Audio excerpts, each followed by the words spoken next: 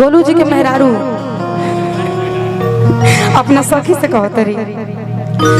कि कहियो ना रतिया में अरे दिया सखी पुतला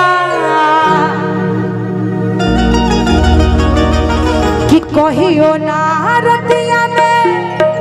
अरे दिया सखी पुतला उड़ के अचरबिया